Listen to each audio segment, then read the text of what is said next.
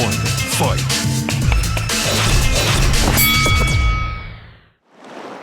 안녕하세요. 박종원의 경제한방입니다. 최근 들어서 우리 코스피가 박스권에 빠진 양상을 보이면서 많은 분들이 약간의 초조함도 있고요. 또 아직도 기대하시는 분들도 많을 것 같은데요. 과연 시장을 어떻게 바라봐야 될지 이선엽 신한금융투자센터장님을 모시고 말씀을 나눠보겠습니다.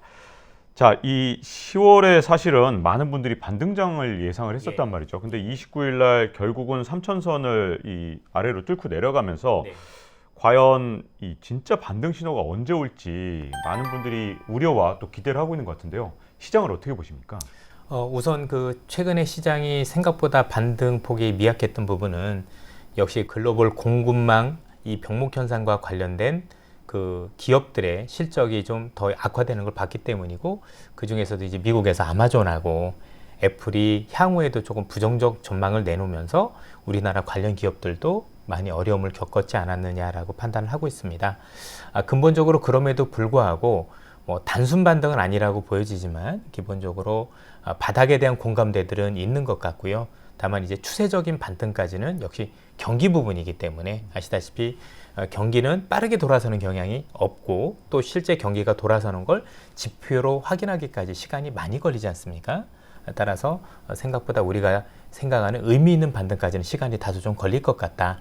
다만 현재 진행되고 있는 지금 시장의 분위기는 전체적으로 더 하락하는 그런 개연성보다는 뭔가 바닥을 다지면서 조금씩 반전을 모색하는 그런 장세가 아닌가라고 보여집니다. 네, 그러면 어쨌든 지금 주식 투자 하시는 분들 입장에서는 그 기대를 하는 게 결국은 언제 추세 반등의 신호가 올 것이냐, 또 뭐가 추세 반등의 신호냐, 이 부분일 것 같은데요.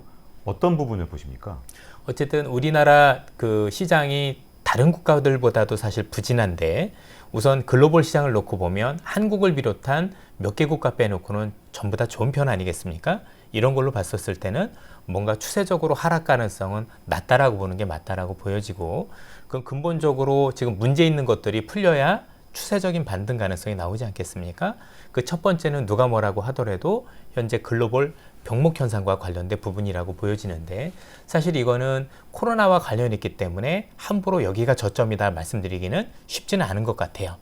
그럼에도 불구하고 최근에 미국의 자넷 옐런 재무장관 말씀을 빌어보면, 또 IMF라든가 여러 기관들의 말을 빌어보면 이런 얘기들이 나오기 시작을 했습니다. 현재 진행되고 있는 병목 현상, 이로 인한 인플레이션은 내년까지도 지속될 것 같다라고 말씀을 하셨고요. 그러면서 두 가지 말씀을 더 하셨던 게, 첫 번째 말씀은 내년 하반기 가면 이전 정상화 수준으로 회귀할 가능성이 높다라고 말씀을 하셨고, 한 가지 더 말씀하신 게 지금 3분기가 정점일 가능성이 높다. 현재 3분기가 정점이고 아주 빠르게 회복되진 않겠지만 아주 천천히 이전 수준을 회복할 것이다 라고 얘기를 하셨거든요. 그러면 주식시장은 사실 인플레이션이 있다 없다, 그 다음에 병목 현상이 있다 없다가 중요한 게 아니라 전환점이 굉장히 중요하지 않습니까? 그런 측면에서 놓고 보면 현재 글로벌 인플레이션 우려라든가, 또는 우리가 알고 있는 병목 현상과 관련된 우려는 사실 어느 정도 정점에 대한 기대가 있는 거 아니겠느냐. 그리고 이 정점에 대한 기대가 있고 아주 점진적으로 회복한 모습을 보인다라면 이미 시그널은 나왔다라고 생각을 하고, 생각보다 눈에 보이진 않겠지만 또 많은 굴곡도 있고 변동성도 있겠지만 천천히 이 반전의 시그널은 나온 게 아닌가 현재 판단을 해볼 수가 있겠습니다. 그럼 반전의 신호가 이미 나오고 있는 중이다, 이렇게 보시는 거군요. 예, 그렇습니다. 근데 아까도 말씀하셨지만 지금 제일 답답한 것 중에 하나가 미국 증시는 사실 이 지난주 금요일까지도 계속해서 사상 최고치. 맞습니다. 그리고 일본도 갑자기 급 반등하기 시작하면서 계속 주가가 오르고 있고, 우리만 사실 지난주에 굉장히 지지부진한 그런 상황을 보였거든요. 이 상황은 도대체 왜 일어난 건가요? 도대체? 많은 분들이 아시겠지만 가장 중요한 게 우리나라의 산업 구조 자체가 제조업 비중이 높다는 게 1차적인 원인으로 보여집니다. 결국 삼성전자, 하이닉스를 비롯한 반도체, 그리고 기아차, 현대차를 비롯한 자동차 관련 기업이 시가총액 차지하는 비중이 높다 보니까 이로 인한 하락세가 사실 지수에 부정적이었다고 보여지는데, 미국 시장도 마이크론 테크놀로지를 비롯해서 이런 반도체 기업들은 우리와 다르지 않게 하락하는 모습입니다. 결국 미국 같은 경우 지수가 오를 수 있었던 것은 역시 서비스업 중심의 국가라는 거고, 또 최근에 실적 발표된 기업 중심으로 보면 미국 내에서 사업을 하는 기업 중심으로 좋았던 사례가 많습니다. 그런데 지난주에 같은 경우에 애플이라든가 아마존 같은 글로벌적으로 하는 역시 제조업 비중이 높은 이런 기업들이라든가 또는 글로벌 병목과 관련해서 영향이 있었던 기업들은 우리와 마찬가지로 결국 좋지 않았다는 모습들을 보인다라면, 우리가 그 관련 산업에 대한 비중이 다소 높고 시가총액에서 차지하는 비중이 훨씬 더 높았기 때문에 사실 국내 증시가 더 굉장히 부진했다라고 보여집니다. 다만 우리나라도 지금 놓고 보시면 사실 이런 제조업 비중과 이런 관련 기업들만 지금 부진한 모습이지, 여타 기업들 같은 경우는 또 반등도 많이 모색을 하고 있거든요. 네. 예컨대 소프트웨어 관련 기업들, 네. 그렇죠. 최근에 우리나라도 뭐 NFT라든가 여러 가지 관련해서 게임, 엔터테인먼트 좋지 않습니까? 그렇죠. 이렇게 놓고 보면 지수는 다소 부진하지만 종목별로 또는 기업별로 또는 업종별로는 이미 글로벌 시장과 동조화되는 모습을 보이고 있기 때문에 사실 지수의 방향성도 중요하지만 지금은 지수의 방향성보다는 시장의 색깔이 어느 방향으로 흐르고 있는지 그런 점들을 파악하는 게 훨씬 더 중요한 시장이 아닐까 싶습니다. 우리나라 이 코스피가 어쨌든 계속해서 하락세를 좀 보이다가 이제 추세 반등 신호가 나왔다 이렇게 보시고 계신데, 근데 문제는 이제 미국 시장을 놓고 봤을 때는 이걸 걱정하시는 분들이 있더라고요. 11월에 테이퍼링 시작하면 혹시 미국 증시도 하락하는 거 아니야? 테이퍼링은 어떻게 보십니까? 사실 테이퍼링 같은 경우 11월에 발표를 하고 12월부터 시작을 하는 걸로 현재 시장에서는 예상을 하고 있는데요. 우선 이와 관련해서 시장에 미치는 영향은 크지 않다라고 생각을 하고 있습니다. 이미 충분히 시장에 반영이 된 부분들도 있고 소통이 돼 있었고, 다만 지금은 테이퍼링 이슈가 시장에 문제되기보다는 오히려 긴축에 대한 이슈가 시장의 변동성으로 작용할 가능성은 있다라고 판단됩니다. 최근 아시겠지만 그 유럽에 또는 미국에 아니면 글로벌 대륙에 있는 중앙은행들이 굉장히 좀 고심이 커졌고요. 특히 영란은행이라든가 영국의 중앙은행이죠. 또 카나다의 중앙은행, 또 앞으로 이제 뉴질랜드라든가 호주의 중앙은행들이 이전보다 긴축에 대한 속도를 더 빨리 할 것이라는 전망들이 나오고 있습니다. 이렇게 놓고 보면 과연 연준도 여기서 자리올 수 있을 것이냐. 즉 현재 앞으로의 시장은 우리가 알고 있는 테이퍼링에 대한 우려보다는 그 뒤에 있을 긴축이 훨씬 더 빨라지고 더 금리 인상 횟수도 높아질 수 있을 거란 우려는 한 번 정도는 있을 거라고 생각을 해요.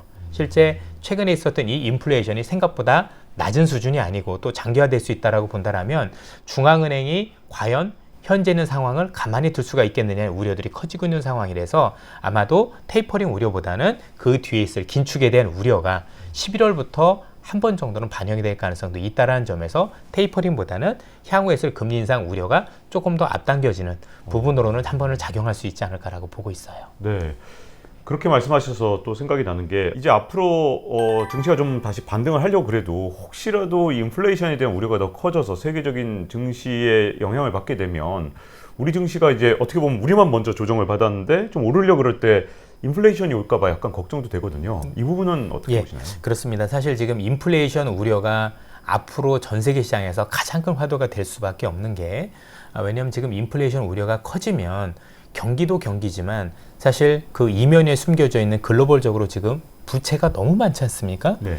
그럼 지금 이 부채를 갚을 만한 능력이 되지 않는 상황에서 인플레이션 우려가 도래할 경우 이 금리 인상이 불러올 수 있는 이 부작용이 생각보다 클 수도 있다는 점에서 시장이 굉장히 긴장을 하고 있는 거 아닌가라는 판단이 들고, 향후 뭐 인플레이션과 관련해서는 누구도 자신 있게 이렇게 될 수 있을 거다 말씀드리기는 쉽지는 않은 것 같아요. 다만 전체적으로 인플레이션 우려가 있음에도 불구하고 지금 뭐 미국 같은 경우 내년에 금리 인상을 2번 할 수도 있다는 현재 기대도 반영하고 있는 상황 아니겠습니까? 하반기에 2번 할 수 있다는 얘기죠. 그래서 앞서도 말씀드렸다시피 지금 제일 그래도 지금 시장에서 장애물이 된다고 생각을 하면 인플레이션 우려, 이에 따라서 미국의 중앙은행이 기존에 있던 전망에 말을 바꾸면서 우리가 생각보다 이와 관련해서 조금 더 그 긴축적으로 또 매파적으로 행동할 수 있는 부분이 저도 이제 굉장히 장애물이 될 수 있다라고 생각을 하는데, 몇 가지 좀 살펴봐야 될 부분이 있는 것 같습니다.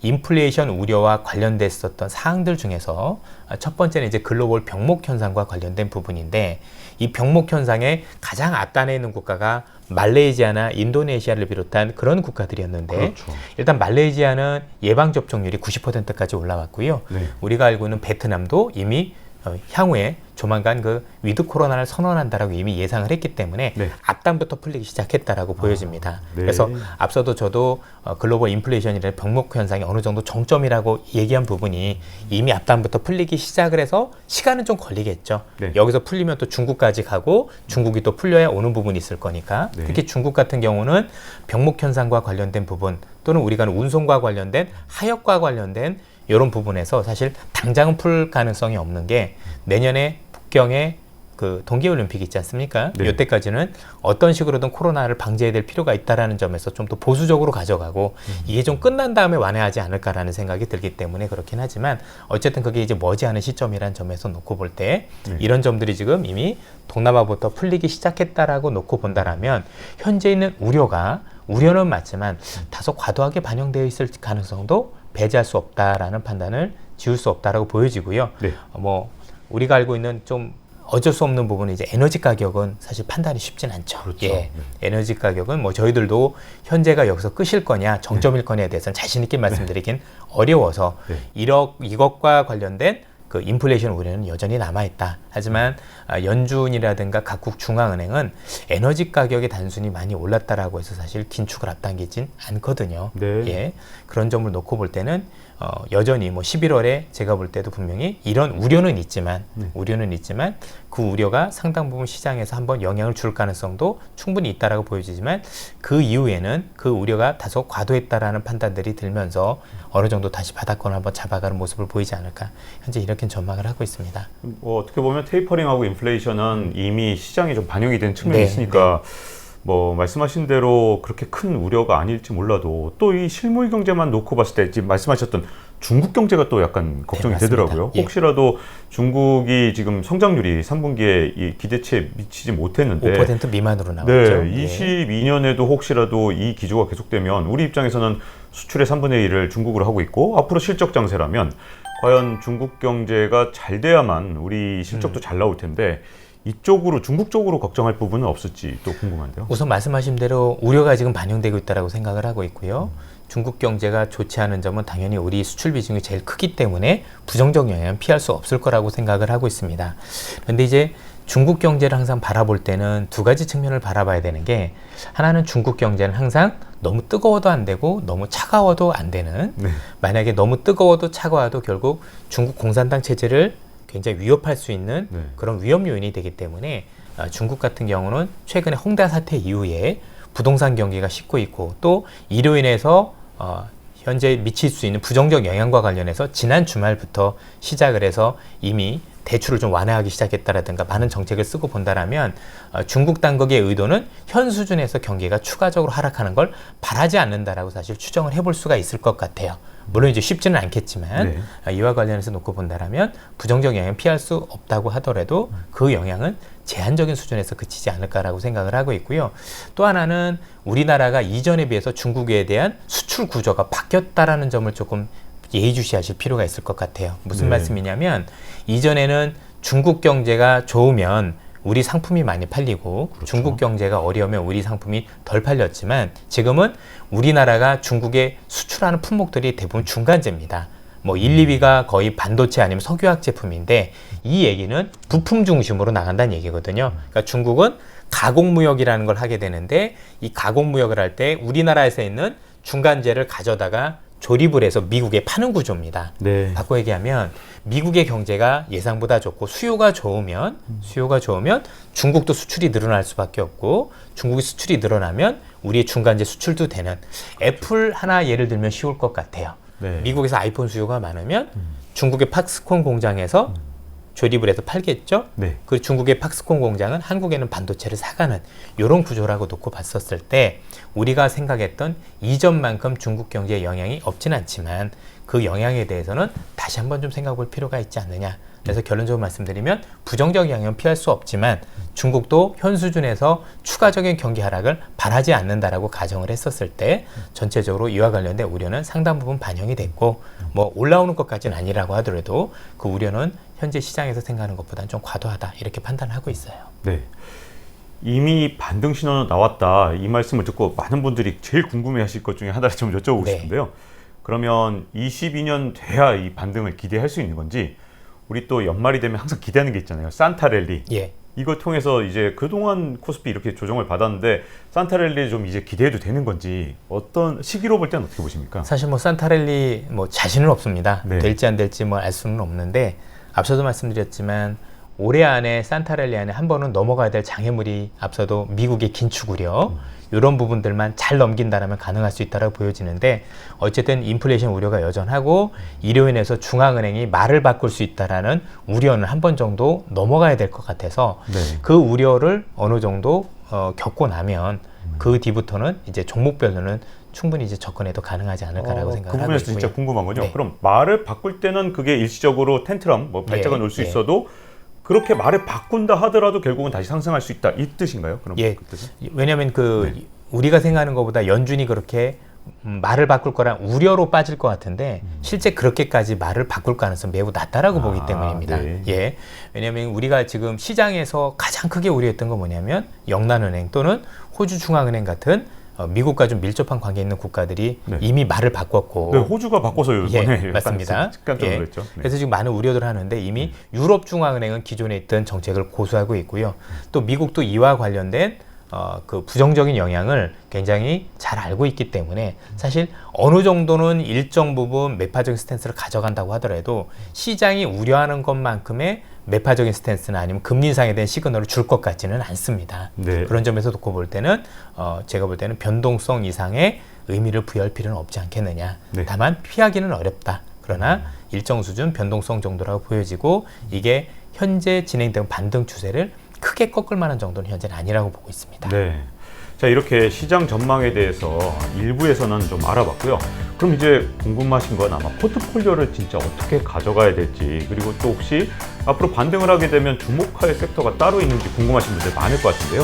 좋아요, 구독, 알림 설정 해주시면 2부에서 계속해서 그 부분에 대해서 여쭤보도록 하겠습니다. 자, 그러면 다음 시간에 뵙도록 하겠습니다. Round one, fight.